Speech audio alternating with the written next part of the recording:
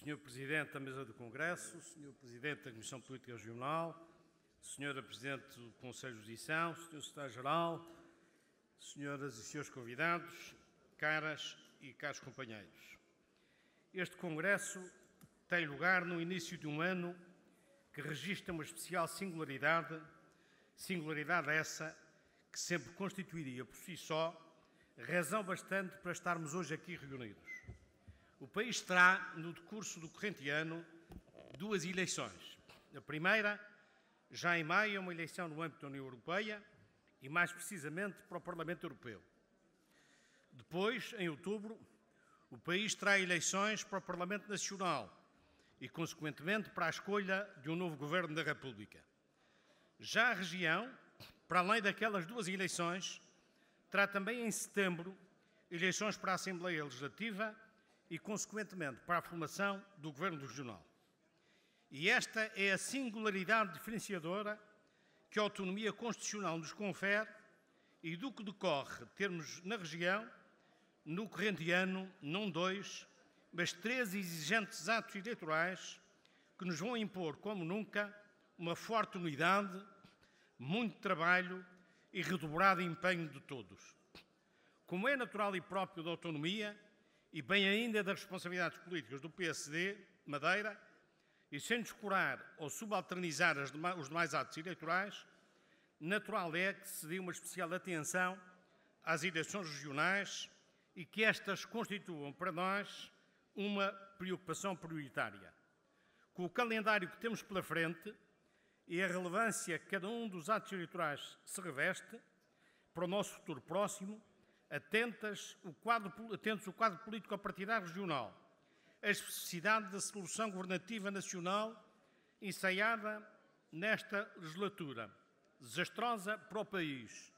e, em especial, para a região. Se a tudo isso associarmos a conjuntura grave que a União Europeia atravessa, com um Brexit que ninguém sabe que curso vai tomar ou que desfecho virá a ter, a que se juntam as muitas incertezas políticas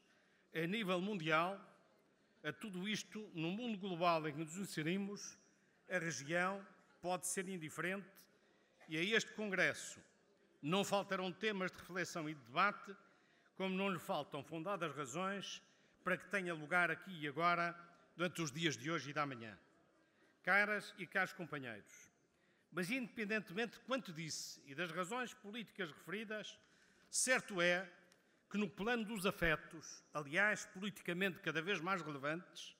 tínhamos saudades deste reencontro com os melhores de todos nós, que são os nossos militantes de base, mas também com os que têm as responsabilidades dirigentes, com os que exercem cargos de governo, com os nossos deputados, com os trabalhadores sociais-democratas, com a JCD, com os mais velhos e com os mais novos, com esta grande família, cada vez mais unida e com um profundo sentido de entreajuda que é o nosso PSD Madeira. Deste partido que se orgulha contra o centralismo e os seus serventuários locais, que continuam acoitados e a ter guarida no PS regional, ter conquistado a autonomia e ter construído uma Madeira de nível europeu, retirando-a do primitivo subdesenvolvimento, atraso e pobreza, sem acesso à educação, à saúde, à cultura, socialmente estratificada e de verdadeira sujeição colonial em que se encontrava. Fizemos essa revolução lá fora, na sociedade madeirense e porto-santense, sob a liderança de Alberto João Jardim, nos últimos 40 anos, e continuamos esse trabalho e essa luta nos últimos 4 anos, sob a liderança de Miguel de Albuquerque, cujo governo, na sequência de um período de dupla austeridade a que a região foi sujeita, atingiu níveis de crescimento económico e de queda de desemprego não comparáveis a qualquer outra região do país e aprovou para 2019 um dos orçamentos regionais com maior prioridade social de sempre. Orgulhamos-nos, pois, do passado e do presente e não receamos, até como legítima credencial para o futuro, quaisquer comparações do percurso com os nossos adversários. Pelo contrário, desejamos que todos comparem o que foi a nossa luta, sem tréguas, pela autonomia e pela criação de uma sociedade nova, liberta de subserviências e que atingiu níveis de progresso e de bem-estar e desenvolvimento social e cultural inimagináveis, o que, infelizmente, por verdadeira cegueira e exacerbado sectarismo partidário, foi sempre indesejado pelos nossos opositores. Fizemos tudo isso lá fora, na sociedade madeirense e porto-santense, mas também fizemos um trabalho notável cá dentro do partido. O PSD Madeira fez da JSD Madeira uma escola de quadros, que hoje tem responsabilidades na Assembleia Legislativa, no Governo da Região,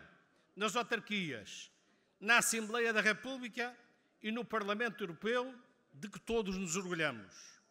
Nós, os mais velhos, que também recolhemos ensinamentos de muitos que infelizmente já partiram, mas que estão sempre presentes na nossa memória, soubemos de tal modo formar os novos quadros que hoje, e digo com o melhor sentido,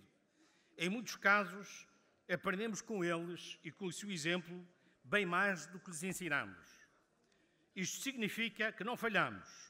e que o PSD Madeira está efetivamente preparado para o futuro e que é o garante da continuidade da defesa e reforço da autonomia e do também e sempre inacabado progresso e bem-estar das nossas populações que se deparam agora com novos desafios e exigências que não se compadeçam de aventureirismos e experimentalismos filiados em ambições pessoais desmedidas, a que sempre contrapusemos e contrapomos o espírito de serviço e dedicação desinteressada à causa pública. Somos um partido de princípios e de valores, de que não abdicamos, e não estamos no mercado da concorrência e das promessas fáceis, por coerência e fidelidade ao nosso passado e pelo respeito, para nós sagrado, que nos merecem todos os eleitores. É a autonomia que conquistamos e que queremos alargar e aprofundar, e a sociedade nova que construímos e desejamos continuar a melhorar, que não podem ser postos em causa por uns quantos Miguéis de Vasconcelos, que se vendem por um prato de lentilhas e umas tantas promessas ao centralismo colonial, que alguns ingenuamente consideravam ultrapassado, mas que tem, na subjugação civilista do Partido Socialista Regional, um colaboracionismo com o atual Governo da República, em prejuízo da Madeira e dos madeirenses, que tem estado à vista de todos. O nosso povo,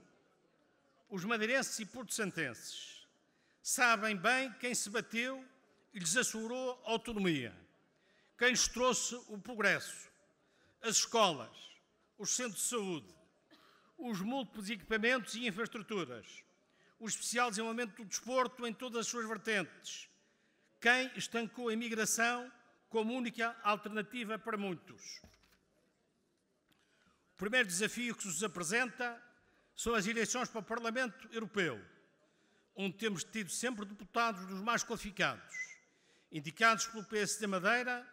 para representarem a região, o que aconteceu agora e mais uma vez com o excelente trabalho desenvolvido pela Cláudia Aguiar. O contributo que possamos dar como parte integrante das forças políticas moderadas no Parlamento Europeu e a especial atenção e sensibilidade relativamente às regiões ultraperiféricas, exige de nós o maior dos empenhos e mobilização para esse primeiro combate, que tem de marcar uma dinâmica de vitória para os atos eleitorais que se seguem. Não são eleições fáceis e temos de combater a abstenção, motivando os eleitores, em especial aqueles que ainda consideram que a Europa está longe e que não nos diz respeito. Essa será a primeira sondagem que nos interessa,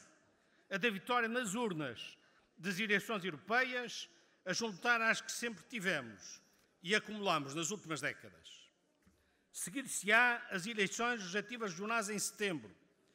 que é o combate dos combates, que vão exigir a disponibilidade e o empenho de todos nós, os que aqui estão e os demais, por qualquer razão, não puderam aqui estar. A este respeito, é preciso lembrar ao Dr. António Costa que o tempo colonial da nomeação dos governadores por Lisboa de há muito que acabou. Quem escolhe livre e democraticamente o Presidente do Governo Regional são os madeirenses, e as interferências e intervenções nessa escolha por parte do Governo da República acabaram com a autonomia constitucional consagrada em 1976. É preciso dizer ao Dr. António Costa que chega de se permitir usar na região os membros do seu governo em deslocações à custa do erário público para a mais pura propaganda socialista, misturando de forma escandalosa a função institucional de elementos integrantes de um órgão de soberania com a de comissários político-partidários. É preciso dizer ao Dr. António Costa que basta de instrumentalizar de forma vergonhosa as pendências da região com a República, muitas delas graves e urgentes, para fins eleitorais, não hesitando em criar artificialmente palco a órgãos e de entidades meramente locais em matérias da exclusiva competência regional, desrespeitando os órgãos do governo próprio e a autonomia regional. Guilherme, um minuto. Os madeirenses e os porto-santenses têm sabido escolher e continuarão, com a sua maturidade, de forma esclarecida, a saber escolher os melhores que querem para governar a região. Os madeirenses e os porto-santenses sabem muito bem quem se bateu pela autonomia, como sabem aqueles que se agacharam durante décadas e continuam agora a agachar ao centralismo estatista da esquerda e à direção nacional do Partido de Governo da República. Aos madeirenses e aos porto-santenses não lhes escapa a traição dos que se candidatam a cargo de natureza local, prometendo cumprir até ao fim, e não só se dispõem a abandoná-lo, desrespeitando os compromissos assumidos com o eleitorado, como descuram totalmente as obrigações da função que lhes foi confiada, como se servem ainda do cargo e dos meios que o mesmo lhes proporciona para andarem há meses e meses na mais vergonhosa campanha para cargo regional. É ligeireza com que, por desmedida ambição pessoal, se desrespeita o povo, define bem o perfil e retrata bem o caráter. Ora, é exatamente essa forma de atuar e de estar na vida pública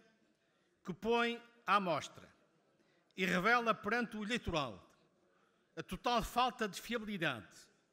de idoneidade e de credibilidade, não apenas para o cargo local que exercem, mas, acima de tudo, para qualquer candidatura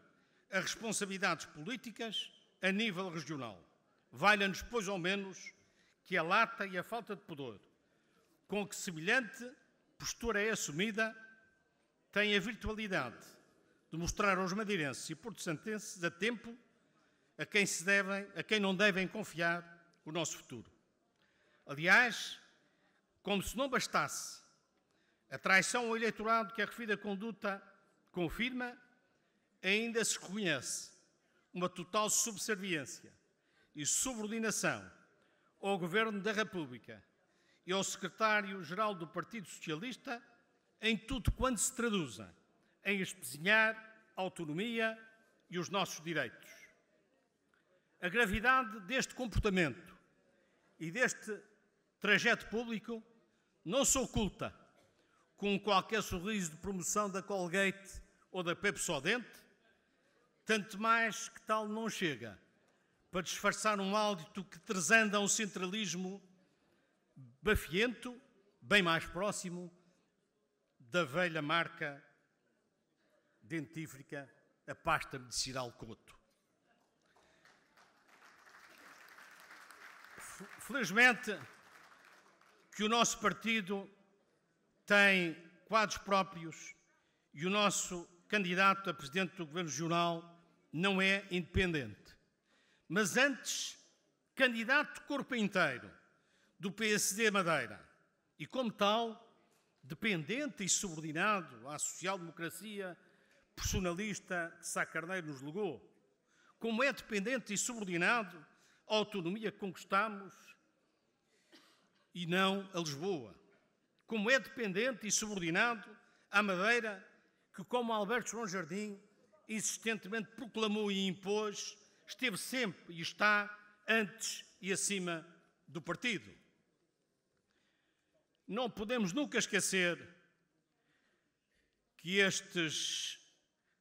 o Partido Socialista Regional, em articulação com o PS Nacional, vem dando, inserem-se no seu comportamento passado, nomeadamente a quando da célebre Lei das Finanças das Regiões Autónomas, do engenheiro Sócrates, que subtraiu centenas de milhões de euros à região, lei essa que mereceu o voto favorável dos então deputados eleitos pelo Partido Socialista pela Madeira. Apresenta-se assim clarificado o perfil dos candidatos ao Governo Regional e, para além do seu currículo político, o trajeto dos partidos que os apoiam. É essa segunda sondagem, a de setembro próximo, que estamos preocupados em ganhar, assegurando mais autonomia e mais progresso para a Madeira e para o futuro dos madeirenses.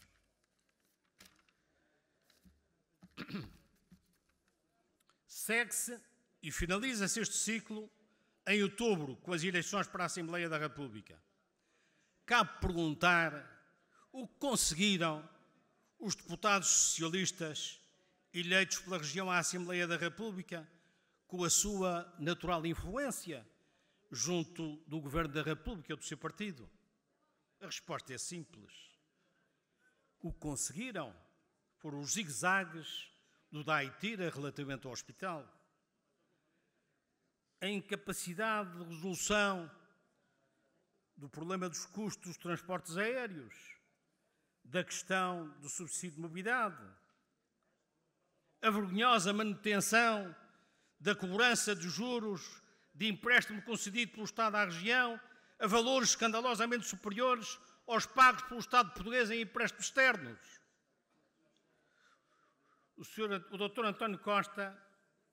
permitiu-se instrumentalizar os deputados eleitos pelo Partido Socialista da região, acenando-lhes com confortáveis cargos nacionais e neutralizando a sua envolvência regional incómoda interna no PS Madeira e impedindo-lhes qualquer veleidade de defesa dos interesses da região. Mas contraste com os deputados eleitos pelo PSD Madeira, que apesar das dificuldades que este quadro parlamentar com a geringonça naturalmente suscita, nunca hesitaram em votar mesmo contra o partido a nível nacional, quando está em causa a defesa dos interesses da Madeira.